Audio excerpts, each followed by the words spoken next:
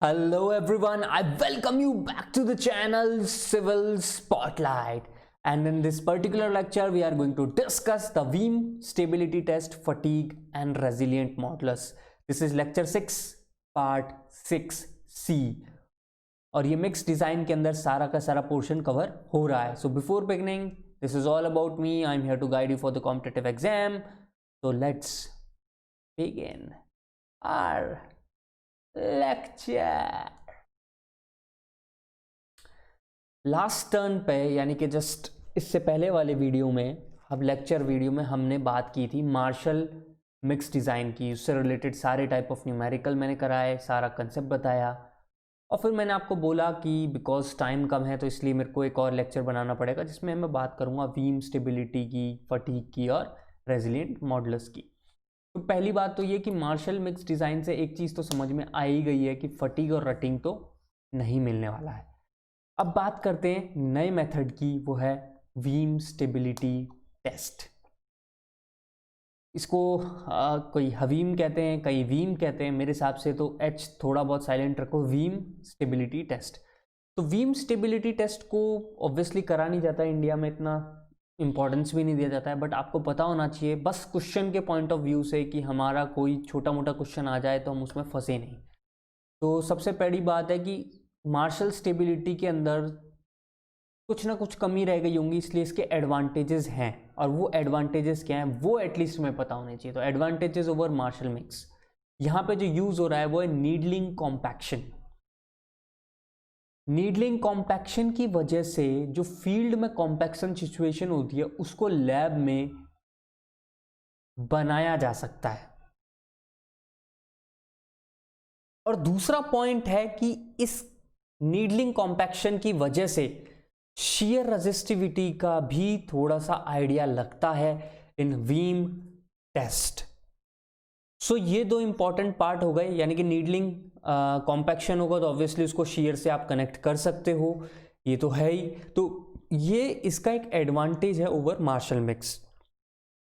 तो Vim test के बारे में और थोड़ा सा बहुत मैं ब्रीफ में लेके जाऊंगा आपको, बहुत डिटेल में नहीं लेके जाऊंगा क्योंकि इससे रिलेटेड मुझे लगा नहीं आज तक कोई क्वेश्चन आया. बट हो सकता है इस बार या आने वाले टाइम में जब भी आप पेपर दें कहीं ना कहीं छोटा मोटा पूछ लें कि उसमें क्या स्टेप्स हैं, क्या है, क्या क्या होता है. तो उतना हमें पता होना चाहिए, या फिर वैल्यू को कैसे रिप्रेजेंट किया जाता है एटलीस्ट वो पता होना चाहिए. तो वीम मेथड के अंदर हम कहते हैं कि 3 टेस्ट जो हैं, या यूं कहूं ये 3 स्टेप्स में पूरा टेस्ट किया जाता है ऑफ पेवमेंट मिक्स डिजाइन. तो वीम में अंदर सबसे पहला है सेंट्रीफ्यूज केरोसिन इक्विवेलेंट. इसके अंदर जो एग्रीगेट्स 4.75 mm से छोटे हैं, यानी कि जिन्हें हम कहते हैं फाइन एग्रीगेट्स, उनको सैचुरेट करा जाता है केरोसिन से और सेंट्रीफ्यूज कर दिया जाता है. जबकि जो कोर्स एग्रीगेट हैं उनको ल्यूब्रिकेटिंग ऑयल से सैचुरेट किया जाता है और इसके बाद ऑयल को बाहर निकलने का मौका दिया जाता है 15 मिनट. और उसके बाद इसको रखा किस पे जा रहेगा, मतलब जब सैचुरेट कर रहे हैं तो टेम्परेचर जो है वो है 60 डिग्री फॉर 15 मिनट्स. ये वो एक इंपॉर्टेंट इन्फॉर्मेशन है. दूसरी इंपॉर्टेंट इन्फॉर्मेशन है कोर्स एग्रीगेट के लिए ल्यूब्रिकेटिंग ऑयल और फाइन एग्रीगेट के लिए केरोसिन.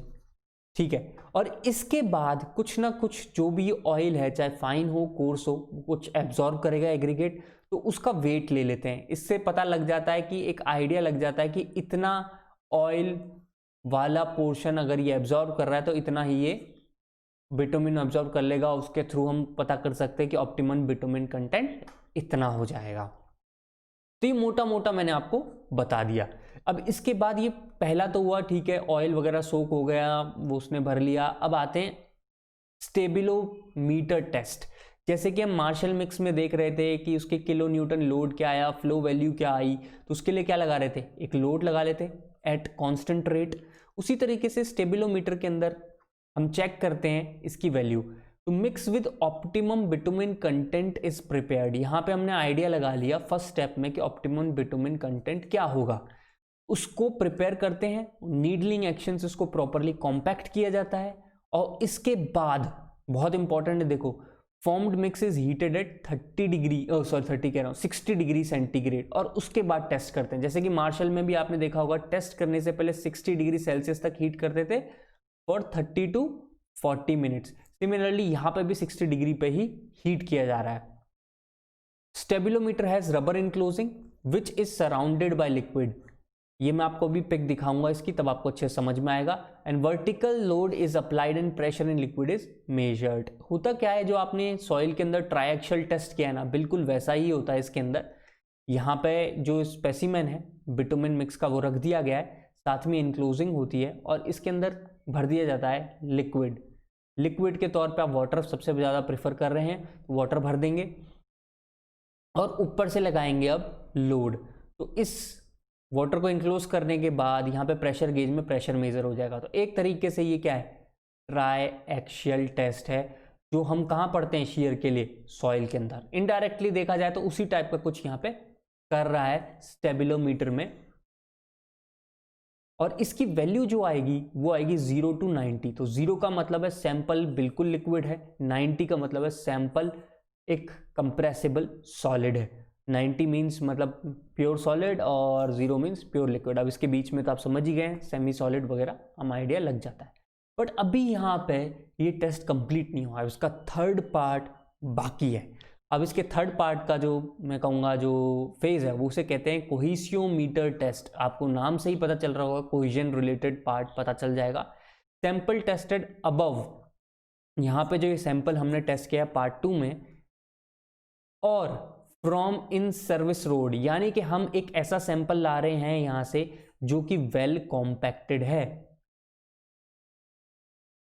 या तो रोड से निकाल के लिया हो, ऑब्वियसली व्हीकल चलने से वो कॉम्पैक्ट हो गया होगा, या फिर यहाँ पे जो हमने ऊपर कॉम्पैक्ट कर लिया है इसको ले लिया यहाँ पे, उसको यूज कर सकते हैं कोहेसियोमीटर में।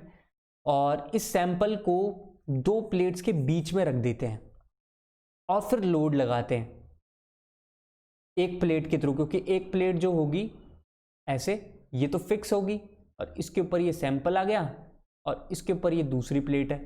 अब इसके ऊपर लोड लगाएंगे आप और इसके बाद अगेन लोड मेजर कर लेंगे। लोड तो वैसे हमने यहाँ पे मेजर कर ही लिया है कॉम्पैक्ट करते टाइम पे।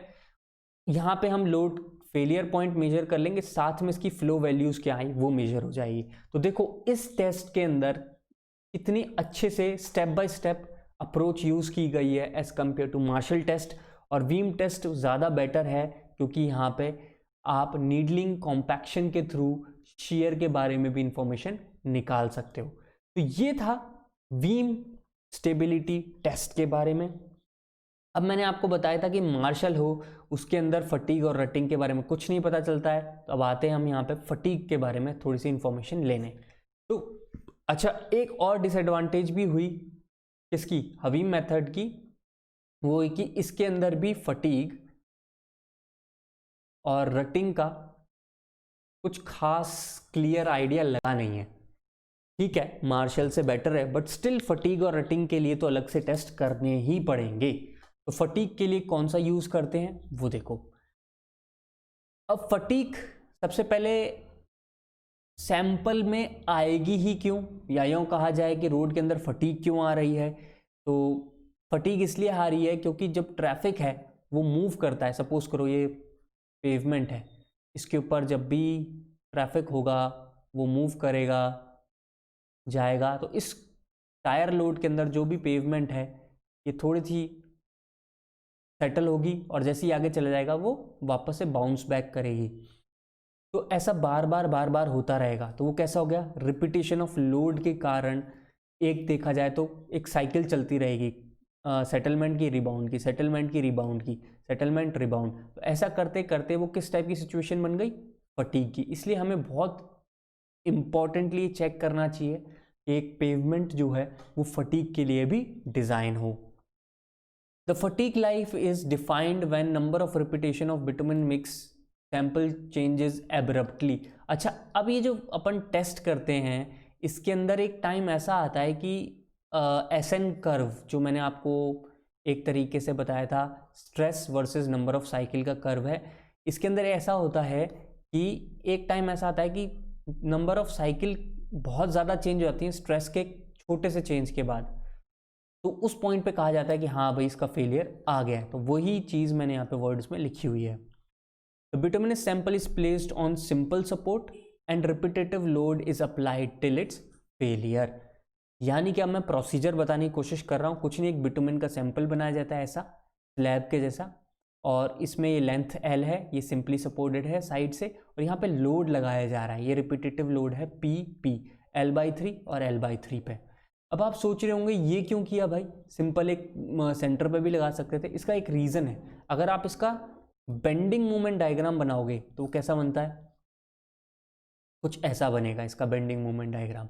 मैंने आपको स्ट्रेंथ ऑफ मटेरियल बहुत अच्छे से समझाई है ये सब चीज़ें। तो अगर आप यहाँ देखें सेंट्रल पोर्शन में, तो बेंडिंग मोमेंट क्या हो गया, एक तरीके से कांस्टेंट। अगर बेंडिंग मोमेंट कांस्टेंट हो गया है तो उस रीजन में शियर फोर्स कैसा हो जाएगा, ऑलमोस्ट जीरो। तो अपन अगर इसका शियर फोर्स निकालेंगे तो आपको मिल जाएगा इसका शियर फोर्स ऐसा कुछ जीरो जैसा होता है यहाँ पे सेंट्रल पोर्शन में, और हम नहीं चाहते कि शियर में अटके। ओके, समझ रहे हो? तो शियर को हटाने के लिए यहाँ पे L/3 पे लगाया गया। फटीग का ये है बेसिक पोर्शन, बस मैं बताना चाहता था कि टेस्ट कैसे करते हैं। और फटीग की इक्वेशन जो लिखी जाएगी, number of cycles failures for fatigue, तो मैं NF से डिनोट कर रहा हूँ, that is K1 1/ET, K2 1/A है ED।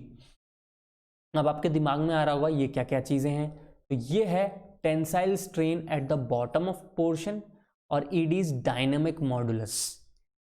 याद रखना मैंने इलास्टिक मॉडुलस नहीं बोला है, क्या बोला है, डायनेमिक मॉडुलस। अब ये क्या है, इसके लिए भी एक छोटा सा पोर्शन मैंने निकाला है, वो भी मैं बताऊंगा क्या चीज़ है। अच्छा, उससे पहले K1 K2 K3 क्या है, रिग्रेशन कांस्टेंट है। और ये था फटीग से रिलेटेड सारी इंफॉर्मेशन। एंड अब हम बात करते हैं ये डायनेमिक मॉडुलस।